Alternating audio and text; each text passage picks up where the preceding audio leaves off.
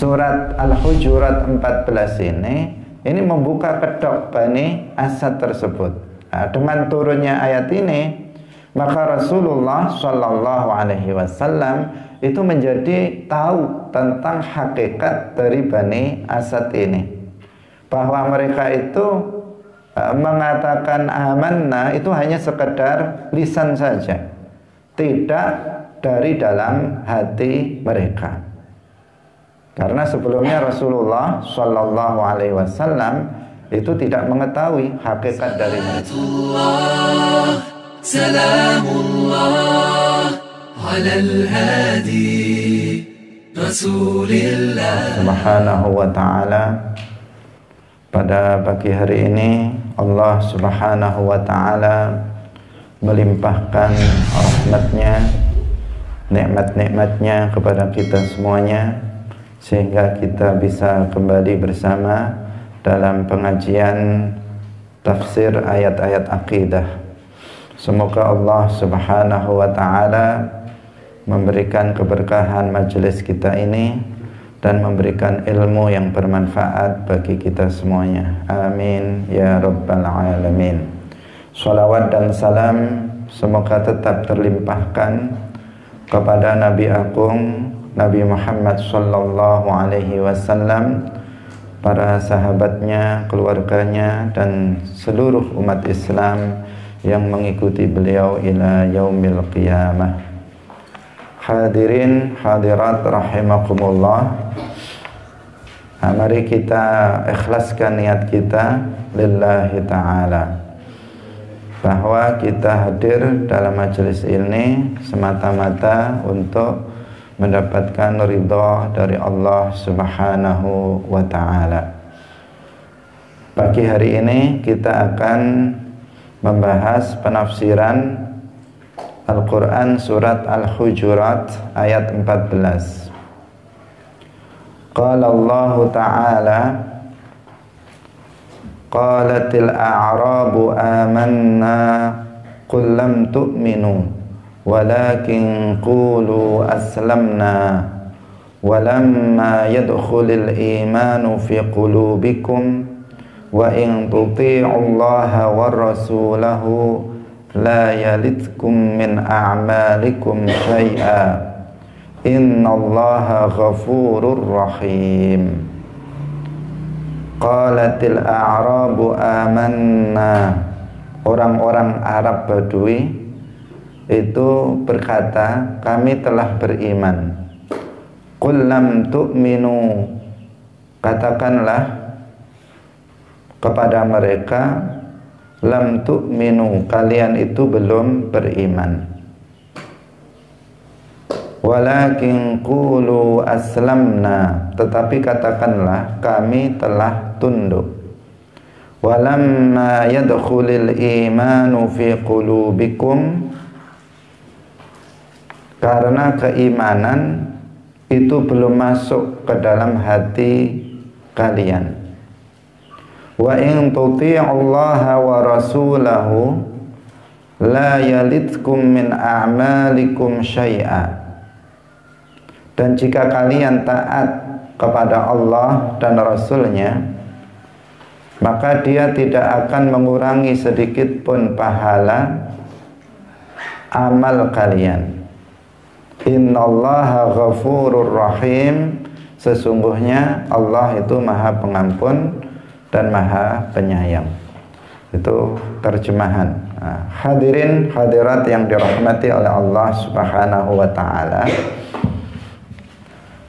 ayat ini menjelaskan bahwa sekedar perkataan saya adalah mukmin, seseorang mengatakan saya adalah mukmin, saya adalah orang yang beriman, sekedar mengucapkan kata-kata seperti itu tidak cukup untuk seseorang itu disebut sebagai seorang mukmin.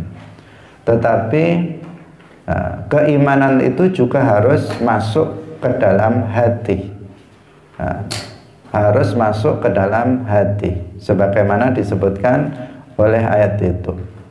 Karena ayat ini berkaitan dengan Bani Asad. Jadi ayat ini turun berkaitan dengan Bani Asad. Nah, Bani Asad itu menyatakan diri bahwa mereka beriman kepada Rasulullah Sallallahu Alaihi Wasallam dengan lisannya. Nah, pada musim paceklik mereka mengaku sebagai orang yang beriman, tujuannya agar mereka bisa mendapatkan sedekah dari umat Islam. Tetapi hati mereka tidak beriman kepada Rasulullah. Nah, ketika musim paceklik, makanan itu sangat kurang. Kemudian agar mereka dapat sedekah dari orang-orang Islam, maka kemudian mereka mengatakan amanna, kami ini beriman. Nah, kami beriman kepada Rasulullah Sallallahu Alaihi Wasallam. Tetapi iman tidak ada dalam hati mereka. Itu hanya ada pada lisan mereka. Itu hanya ada pada mulut atau pada ucapan mereka, tidak pada hati mereka. Hadirin hadirat rahimakumullah. Maka ayat ini, surat Al-Hujurat 14 ini membuka kedok Bani Asad tersebut. Nah, dengan turunnya ayat ini, maka Rasulullah Shallallahu Alaihi Wasallam itu menjadi tahu tentang hakikat dari Bani Asad ini, bahwa mereka itu mengatakan amanna itu hanya sekedar lisan saja, tidak dari dalam hati mereka. Karena sebelumnya Rasulullah Shallallahu Alaihi Wasallam itu tidak mengetahui hakikat dari mereka, karena Rasulullah tidak mengetahui segala sesuatu yang diketahui oleh Allah. Rasulullah melihat secara zahir bahwa Bani Asad ini sudah menyatakan beriman kepada beliau. Maka beliau pun menilai bahwa Bani Asad ini sudah beriman kepada beliau. Rasulullah tidak mengetahui apa yang ada di dalam hati Bani Asad ini. Setelah ayat ini turun, qalatil a'rabu amanna qul lam tu'minu walakin qulu aslamna walamma yadkhulul imanu fi qulubikum. Di sini Rasulullah kemudian menjadi tahu hakikat itu karena Allah Subhanahu wa taala memberitahu beliau melalui ayat ini, Al-Hujurat ayat 14 ini. Jadi di sini Allah membantah mereka, siapa? Bani Asad ini, bahwa iman itu tidak cukup hanya sekedar ucapan, tetapi iman itu juga harus masuk di dalam hati. Hadirin hadirat rahimakumullah. Jadi iman itu pada dasarnya secara bahasa itu kan at-tasdiq, artinya membenarkan. Secara bahasa itu membenarkan. Sementara secara istilah, iman itu adalah membenarkan ajaran yang dibawa oleh Rasulullah Shallallahu Alaihi Wasallam. Jadi secara bahasa at-tasdiqu, yaitu membenarkan. Secara istilah, iman itu tasdiqu ma jaa bihi Rasulullah Shallallahu Alaihi Wasallam, membenarkan apa yang dibawa oleh Rasulullah Shallallahu Alaihi Wasallam. Lah, membenarkan ini ya di dalam hati, tidak cukup hanya dengan lisan.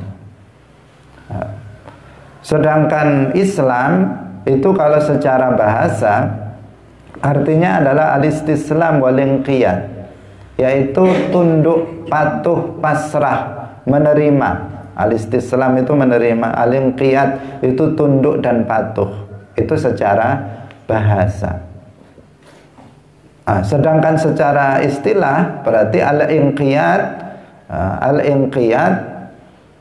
lima jaa bihi Rasulullah Shallallahu Alaihi Wasallam, yaitu tunduk patuh terhadap apa-apa atau terhadap ajaran yang dibawa oleh Rasulullah Shallallahu Alaihi Wasallam. Ini makna daripada Islam secara bahasa dan secara istilah.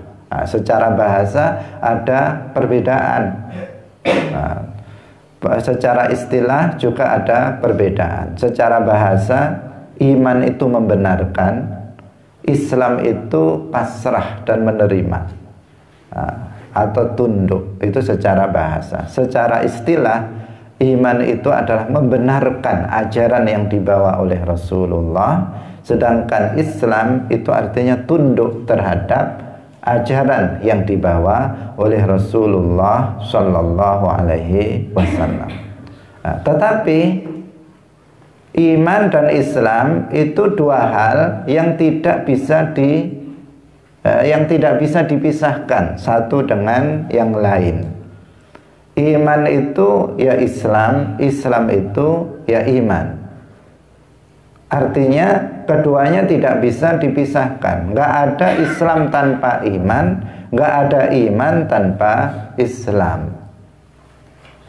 Al-Imam Abu Hanifah radhiyallahu anhu, beliau mengatakan la yakunu imanun bila islamin, wala Islam bila iman, fahuma kadzahri ma'al batan. Tidak akan ada iman itu tanpa Islam, dan tidak ada Islam itu tanpa iman. Maka iman dan Islam itu seperti az-zahar ma'al batin, seperti punggung dan perut, seperti luar dan dalam. Enggak dikatakan luar jika enggak ada dalam, tidak dikatakan dalam jika tidak ada luar. Itu sesuatu yang gimana? Enggak bisa dipisahkan. Kenapa sekarang kita disebut di dalam? Karena ada luar. Kenapa dikatakan dia di luar? Karena ada dalam. Demikian juga perut dan punggung itu tidak bisa dipisahkan satu dengan yang lainnya. Keduanya sangat terkait, tidak bisa dipisahkan. Maka nggak ada orang mukmin tetapi bukan muslim. Tidak ada juga orang muslim tetapi tidak mukmin. Itu nggak ada. Itu nggak ada yang seperti itu. Kemudian bagaimana dengan ayat ini? Ayat ini dikatakan seakan-akan di sini dibedakan antara mukmin dan muslim. Karena dikatakan di dalam ayat qalatil a'rabu amanna qul lam tu'minu walakin qulu aslamna.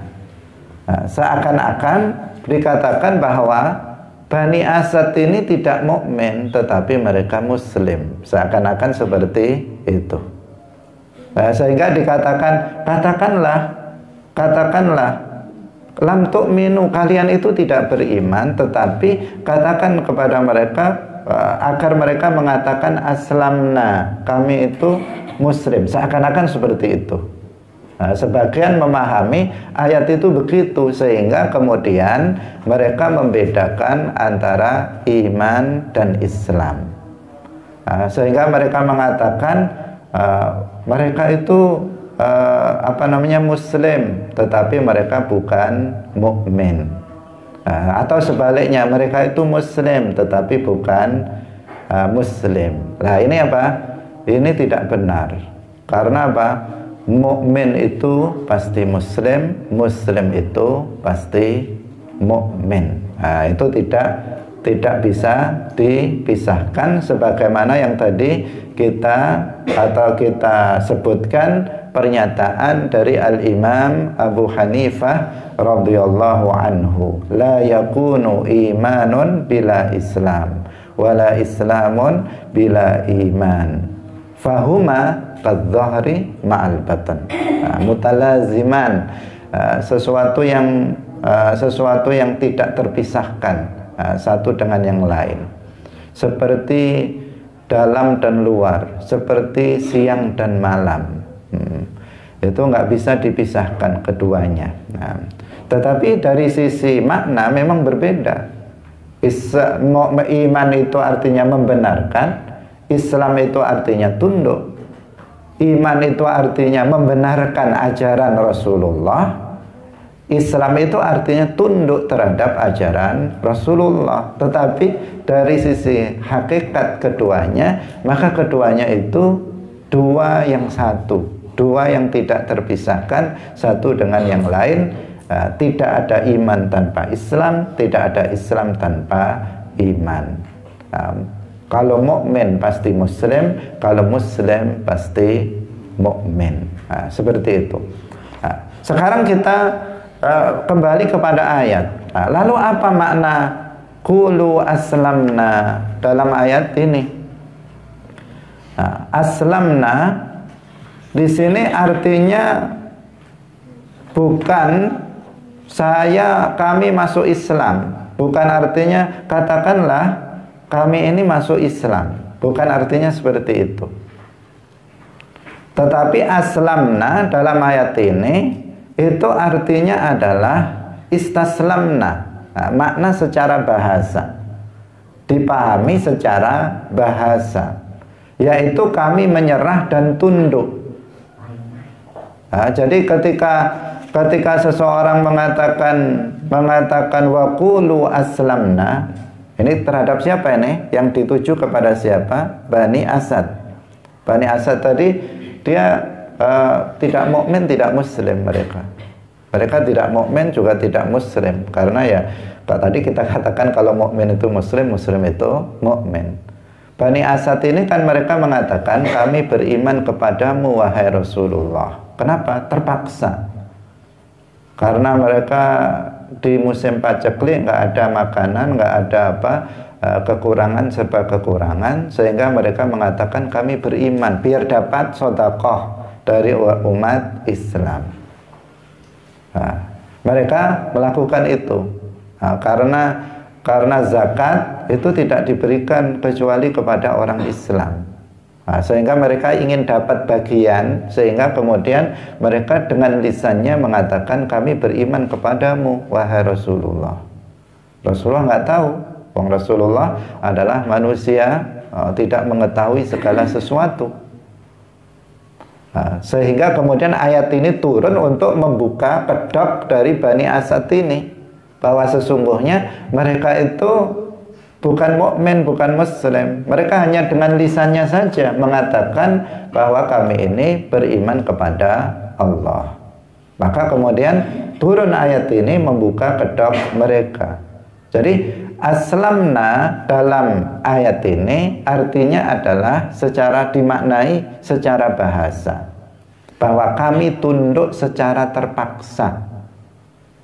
Kami tunduk secara terpaksa. Walakin qulu aslamna, tetapi katakanlah oleh kalian yang mengatakan amanna, katakanlah aslamna, kami ini tunduk karena terpaksa kepada Nabi Muhammad, karena kelaparan, pengen makan, makanya kami tunduk kepada Muhammad. Itu maknanya seperti itu. Bukan artinya mereka itu mukmin, mereka itu muslim tapi bukan mukmin, bukan begitu artinya. Ini penting sekali untuk disebutkan. Karena sebagian orang Wahabi memahami seperti yang tadi kita sampaikan, bahwa ada seseorang itu mukmin tetapi tidak muslim. Kalau Wahabi tambah parah lagi, nanti dalam konsep ini tambah murat marit. Karena mereka memiliki konsep bid'ah namanya tritauhid. Mereka membagi tauhid menjadi 3. Ada rububiyah, uluhiyah, asma dan sifat menurut mereka. Ini konsep pembagian tauhid yang tidak pernah dilakukan oleh Rasulullah, tidak pernah dilakukan oleh para ulama salaf. Meskipun Wahabi itu mengaku-ngaku sebagai salaf, mereka mengaku sebagai salafi, tetapi ternyata mereka dalam hal ini buat-buat sendiri yang tidak dibuat oleh para ulama salaf. Artinya apa? Mereka bohong dengan pengakuannya bahwa mereka itu salafi, berbohong. berbohong dari semua sisi. Dari sisi masa, mereka itu bukan salaf, karena salaf itu apa? Orang yang hidup di 3 abad pertama Hijriyah. Berdasarkan hadis, khairul quruni qarni, thumma alladhina yalunahum, thumma alladhina yalunahum. Sebaik-baik abad itu abadku, abad 100 tahun pertama Hijriyah.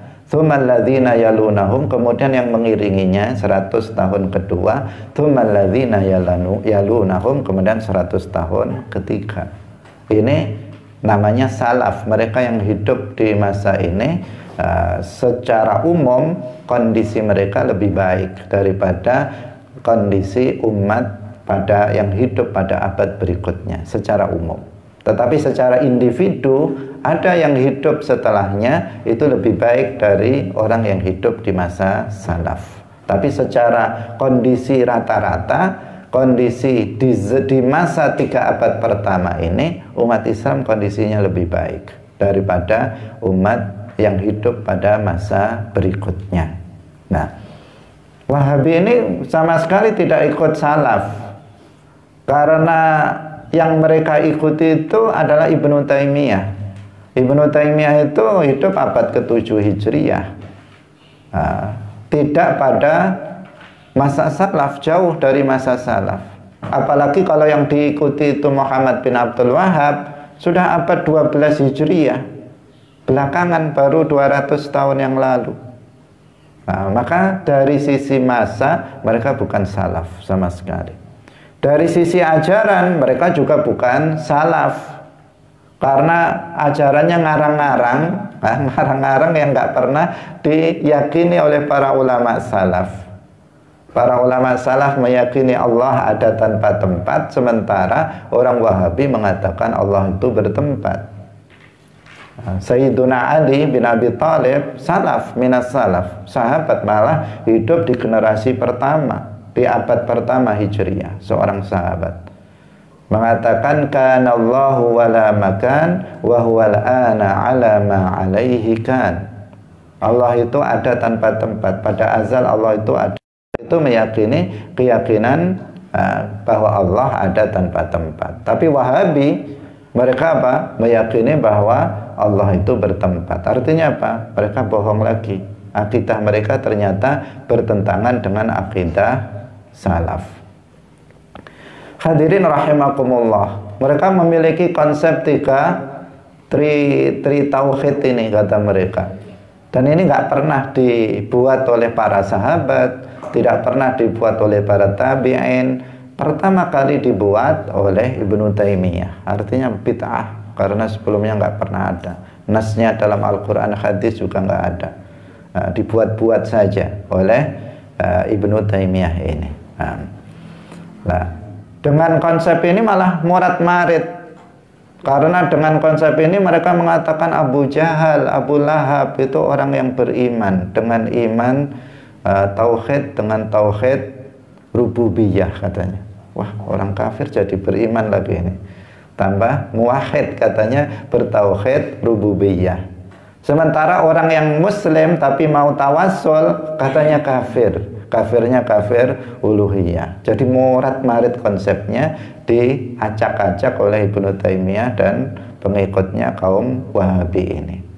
Hadirin hadirat yang dirahmati oleh Allah Subhanahu wa ta'ala. Jadi dalam akidah Ahlus Sunnah wal Jamaah disebutkan Islam dan iman itu kadzahri ma'al batan, mutalaziman, tidak bisa dipisahkan. Mukmin itu muslim, muslim itu mukmin.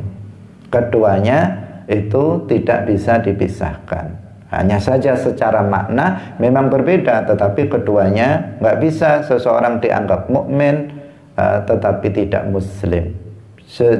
Demikian juga tidak dikatakan seseorang itu muslim tetapi tidak mukmin. Kalau dikatakan orang itu mukmin artinya muslim. Kalau dikatakan seseorang itu muslim artinya dia adalah mukmin. Hadirin rahimakumullah. Sehingga lafaz atau ayat walakin qulu aslamna, aslamna dalam ayat ini itu dimaknai secara bahasa, bahwasanya mereka itu menyerah, mereka itu tunduk karena terpaksa, karena kelaparan, sehingga mereka mengatakan kepada Nabi amanna. Karena itu dimaknai secara bahasa. Jika tidak dimaknai secara bahasa akan mengindikasikan seperti yang tadi dipahami oleh sebagian orang yang tidak melihat kepada tafsir tetapi kepada terjemahan. Sehingga akan membedakan di antara iman dan Islam. Ini harus diwaspadai, harus diwaspadai orang-orang yang membedakan antara Islam dan iman. Sampai tadi mengatakan apa? Orang-orang yang bertawassul, yang beristighatsah, bertabarruk dengan nabi dan wali, mereka itu orang-orang Islam, tapi bukan orang-orang yang beriman. Mereka mengatakan seperti itu. Nah, ini apa? Ini berbahaya, berbahaya karena pemahaman yang keliru terhadap permasalahan ini. Hadirin hadirat yang dirahmati oleh Allah Subhanahu wa taala. Nah, pernyataan yang seperti ini dikuatkan dalam ayat yang lain. Dalam ayat yang lain disebutkan dalam surat Az-Zariyat 35 sampai 36. Allah Subhanahu wa taala berfirman, fa akhrajna man kana fiha minal mu'minin fama wajadna fiha ghaira baitim minal muslimin. Perhatikan dalam ayat ini, fa akhrajna man kana fiha minal mu'minin. Pertama, minal mu'minin. Fama wajadna fiha ghaira baitim minal muslimin. Yang kedua minal muslimin, yang pertama minal mu'minin. Yang maknanya kami keluarkan, lalu kami keluarkan orang-orang yang beriman yang berada di dalamnya, negeri kaum Lut itu. Maka kami tidak mendapati di dalamnya negeri itu kecuali sebuah rumah dari orang-orang muslim. Ini menunjukkan apa? Muslim itu mukmin, mukmin itu muslim. Nah, coba kita ulangi lagi. Kita ulangi lagi. Fa akhrajna man kana fiha minal mu'minin. Lalu kami keluarkan. Lalu kami keluarkan orang-orang yang berada di dalamnya, yaitu negeri kaum Lut. Ini berbicara tentang kaumnya Nabi Lut alaihissalam. Kami keluarkan orang-orang yang beriman yang berada di dalam negerinya kaum Lut. Fama wajadna fiha, maka kami tidak mendapati di dalamnya, di negeri kaum Lut itu, kecuali sebuah rumah dari orang-orang muslim. Nah, di sini menunjukkan bahwa mukmin dan muslim itu sama, karena di sini dalam satu rentetan pernyataan, pertama disebut mukminin, yang kedua disebut muslimin. Jadi dalam ayat ini Allah mensifati kaum Lot yang beriman dengan dua sebutan sekaligus. Yang pertama disebut dengan minal mu'minin, kemudian yang kedua disebut dengan minal muslimin. Artinya mukmin itu yang muslim, muslim itu mukmin. Jadi ayat ini membuktikan kebenaran tadi yang disampaikan dalam akidah Ahlus Sunnah wal Jamaah, bahwa Islam dan iman itu bagaikan dua sisi mata uang yang tidak bisa dipisahkan. Tidak bisa dipisahkan satu yang dengan yang lain. Nah, hadirin hadirat yang dirahmati oleh Allah Subhanahu wa ta'ala. Kemudian ayat ini juga menunjukkan kepada kita bahwa sekedar mengucapkan dengan lisan itu juga tidak cukup sekadar bahkan seseorang hanya mengucapkan dengan lisan, misalnya mengucapkan 2 kalimat syahadat, mengatakan asyhadu an la ilaha illallah wa asyhadu anna muhammadar rasulullah, tetapi hatinya itu tidak membenarkan apa yang diucapkannya, itu juga tidak cukup untuk seseorang disebut sebagai seorang mukmin atau muslim. Karena mukmin itu muslim, muslim itu mukmin. Jangan bingung nanti. Ketika kita menyebut mukmin ya maksudnya muslim. Ketika kita menyebut muslim maka mukmin. Ada sebagian orang itu secara lisan mengatakan asyhadu an la ilaha illallah wa asyhadu anna muhammadar rasulullah, tetapi sebenarnya hatinya itu tidak meyakini makna dari 2 kalimat syahadat. Lisannya mengucapkan, hatinya mendustakan terhadap apa yang disampaikan. Dia mengatakan la ilaha illallah, tetapi hatinya meyakini bahwa ada yang disembah selain Allah. Dan bahkan hatinya mengatakan ada yang disembah dengan hak selain Allah. Bahkan dia meyakini ada pencipta selain Allah. Maka orang ini namanya apa? Orang ini mengucapkan dengan lisan, tetapi dia tidak membenarkannya dalam hatinya. Orang seperti ini bukan muslim, juga bukan mukmin. Tetapi di hadapan kita, jika kita tidak mengetahuinya, maka kita menyebut dia adalah muslim. Menyebut dia muslim. Kenapa? Karena kita tidak mengetahui apa yang ada di dalam hati seseorang. Nahnu nahkumu bidzawahir wallahu yahkumu bissarair. Kita itu menghukumi hanya secara zahir saja. Zahirnya dia mengucapkan 2 kalimat syahadat, maka kita katakan dia muslim, dia mukmin. Tetapi hatinya kita tidak mengetahuinya. Kita tidak mengetahuinya. Seperti orang-orang yang munafik. Orang munafik itu yang alladzi yuzhir al-iman wa yubtinul kufra fi qalbihi. Dia menampakkan keimanan di zahirnya. Di zahirnya dia mengucapkan 2 kalimat syahadat, terkadang sholat juga. Secara zahir dia menampakkan keimanan. Tetapi dia yubtinul kufra, dia menyembunyikan kekufuran di dalam hatinya. Orang seperti ini apa? Mukmin atau kafir? Kafir, bukan mukmin. Bahkan dikatakan dalam ayat yang lain apa? Fiddarkil asfal minan nar, tempatnya adalah di dasar neraka jahanam, artinya mereka kafir, orang munafik ini. Tetapi kita menilai dia itu sebagai muslim karena zahirnya mereka terlihat muslim karena mengucapkan 2 kalimat syahadat. Kita nggak bisa menghukumi lebih dari apa yang terlihat secara zahir. Seperti itu.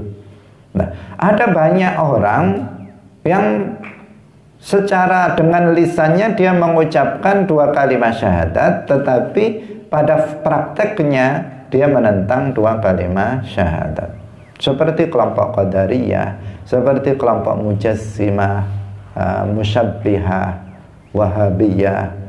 Mereka secara zahir mengatakan la ilaha illallah, tapi kenyataannya mereka menyembah Allah atau tidak? Tidak. Mereka tidak menyembah Allah.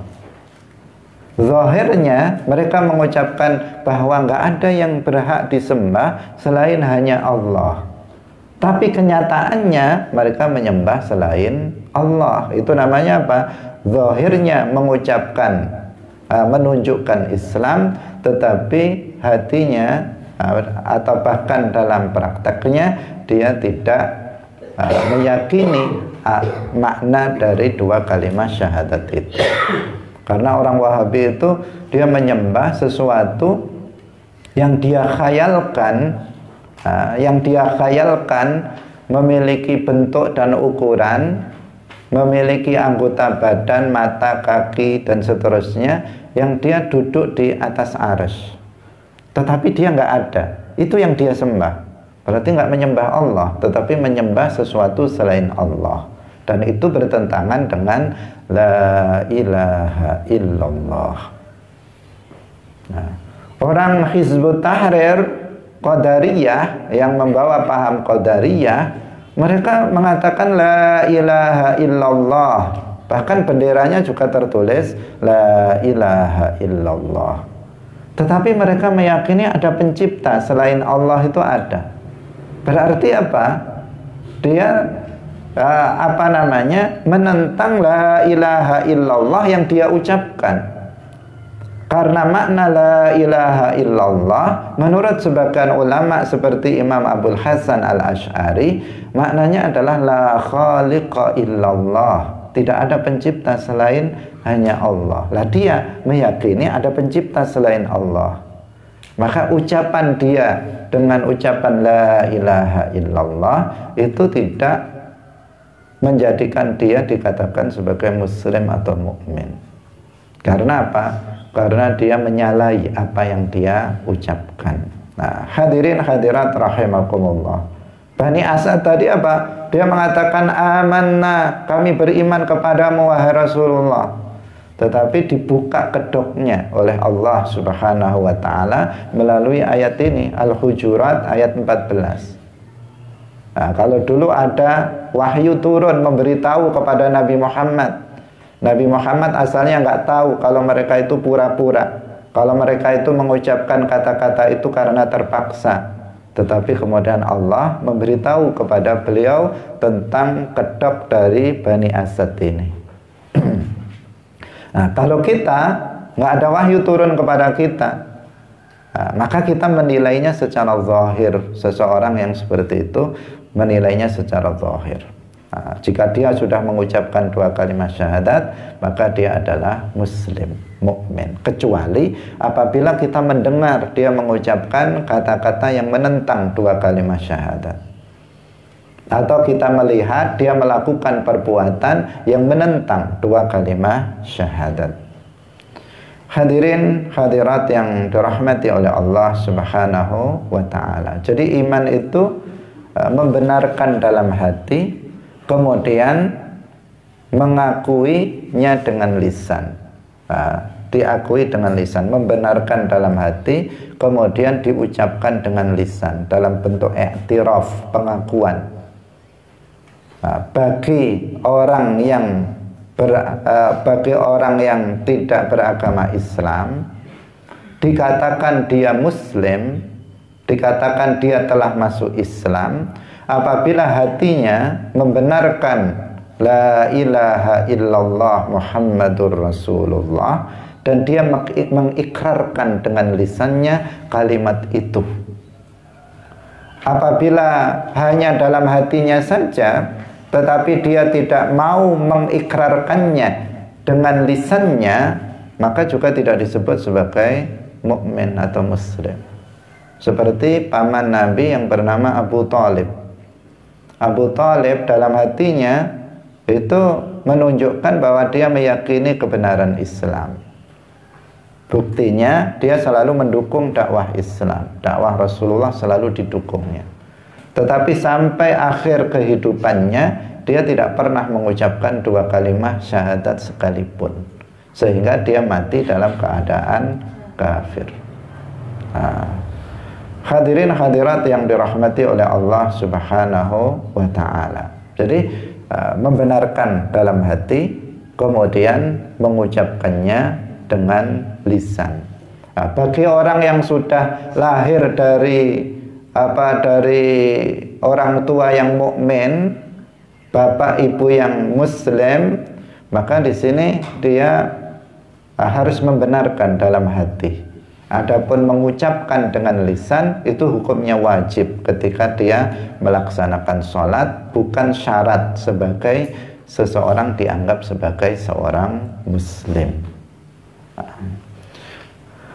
Hadirin rahimakumullah. Sedangkan amal itu adalah penyempurna dari keimanan. Amal itu penyempurna dari keimanan. Amal itu bukan syarat untuk disebut seseorang itu mukmin atau tidak. Ini perlu untuk dipahami. Nah, karena kalau enggak, ini nanti bisa mengarah ke ajaran Khawarij, mengarah ke ajaran Khawarij yang mengatakan bahwa amal itu adalah bagian dari keimanan. Artinya, jika seseorang itu tidak sholat, maka dia bukan mukmin. Kalau seseorang itu tidak puasa, tidak mengerjakan kewajiban, maka dia bukan mukmin. Ini ajaran apa? Khawarij, mengkafirkan orang yang tidak beramal, atau mengkafirkan orang yang tidak menjalankan kewajiban, mengkafirkan orang yang melakukan dosa, maksiat. Nah, Ahlus Sunnah wal Jamaah itu tidak mengkafirkan para pelaku dosa atau orang yang meninggalkan kewajiban, tidak. Kecuali apabila mereka menghalalkan sesuatu yang haram atau menggugurkan sesuatu yang wajib, meyakini yang wajib itu nggak wajib, atau meyakini yang haram itu halal, itu baru lain pembahasannya. Tapi sekedar seseorang itu meninggalkan perkara yang wajib atau melakukan perbuatan yang maksiat, tidak menjadikan orang itu menjadi kafir. Al-Imam At-Tahawi, beliau mengatakan, nahnu la nukaffiru ahlal qiblati bidzambin ma lam yastahillahu. Kami Ahlus Sunnah wal Jamaah itu tidak mengkafirkan ahlul qiblah, umat Islam, dengan sebab dosa yang dilakukannya, malam yastahillahu, selama dia tidak menghalalkannya. Ini kaidah Ahlus Sunnah wal Jamaah. Hati-hati, kalau enggak nanti bisa menjadi radikal jika itu tidak diperhatikan. Nah, karena sering kita temukan begini lafadznya itu, iman itu adalah membenarkan dengan hati, mengucapkannya dengan lisan, dan mengamalkannya dalam perbuatan. Nah, jadi yang harus dipahami yang nomor 3 ini.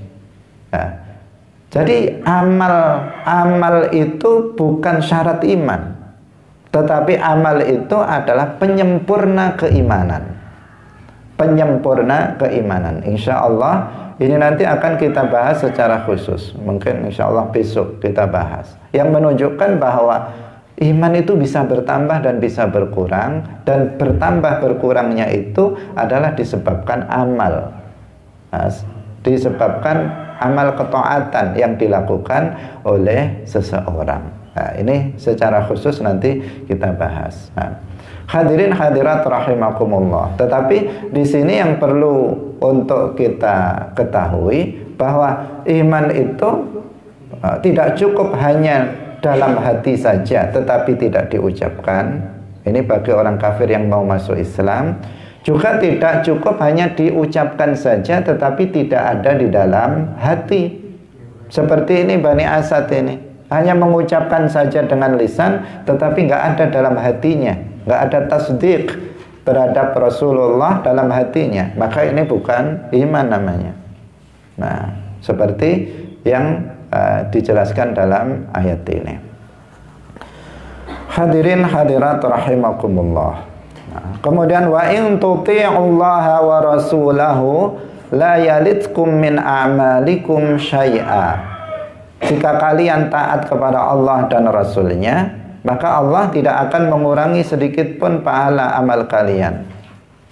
Nah, ini bagi orang-orang yang beriman, beramal sedikit pun yang dilakukan oleh mereka, maka akan diberi pahala sekecil apapun, seperti yang sudah kita jelaskan sebelumnya. Innallaha ghafurur rahim. Innallaha ghafurur rahim. Di sini Allah mengakhiri ayat ini dengan menyebutkan al-asma al-husna, yaitu lafzul jalalah, tentu Allah, innallaha ghafurur rahim. Ghafur artinya Allah ini juga termasuk nama Allah yang khusus, zat yang memberikan ampunan kepada para hambanya. Ghafur, Allah subhanahu wa ta'ala itu ghafiru dzambi, zat yang mengampuni dosa-dosa makhluknya. Allah maha pengampun. Siapapun orang yang bertaubat, sebanyak apapun dosanya, selama dia tidak melakukan kesyirikan atau kekufuran, maka Allah mengampuninya. Man taba taballah. Barang siapa yang mau bertaubat, maka Allah akan mengampuni dosanya. At-taibu minadz-dzambi kaman la dzanbalah. Orang yang bertaubat dari dosa seperti orang yang tidak punya dosa sama sekali. Sebanyak apapun dosa yang dikerjakannya selama hidup, kemudian dia bertaubat, tentu dengan memenuhi syarat-syarat rukun-rukun taubat, maka Allah mengampuni dosanya. Luar biasa. Allah maha pengampun, sangat luas rahmat Allah, sangat luas ampunan Allah. Siapapun mau bertaubat dari dosa-dosanya, Allah mengampuninya. Bahkan Allah juga mengampuni sebagian pelaku dosa besar meskipun dia belum bertaubat. Meskipun dia belum bertaubat. Innallaha la yaghfiru an yushraka bihi wa yaghfiru ma duna dzalika liman yasha. Jadi ada orang mati dalam keadaan dia belum bertaubat dari dosa-dosanya, tetapi Allah berkehendak untuk mengampuni orang itu, maka dia diampuni dosa-dosanya. Jika dia mau taubat, diampuni dosanya. Jika seseorang ternyata mati dalam keadaan belum bertaubat, sebagian diampuni dosanya juga oleh Allah subhanahu wa ta'ala. Jadi Allah subhanahu wa ta'ala itu maha pengampun, sehingga tidak layak bagi seseorang untuk berputus asa dari rahmat Allah. Tidak layak untuk berputus asa dari ampunan Allah subhanahu wa ta'ala. Bukan sebagian orang kemudian putus asa, mengatakan karena selama ini dia sudah hidup dalam kegelapan, dalam kemaksiatan, kemudian dia mengatakan terlanjur basah mandi sekali. Sudah terlanjur berbuat maksiat, dilanjutkan aja sampai mati. Lah ini apa? Prinsip yang salah. Allah maha pengampun. Meskipun 10 tahun seseorang itu berbuat maksiat, meninggalkan kewajiban, mau bertaubat, maka Allah akan mengampuni dosa-dosanya. Allah subhanahu wa ta'ala pengampunannya sangat luas. Rahimun, rahim ini sudah kita jelaskan kemarin maknanya dalam penafsiran suratul Fatihah. Artinya al-katsiru rahmah lil mu'minin, zat yang banyak memberikan rahmah kepada orang-orang yang beriman.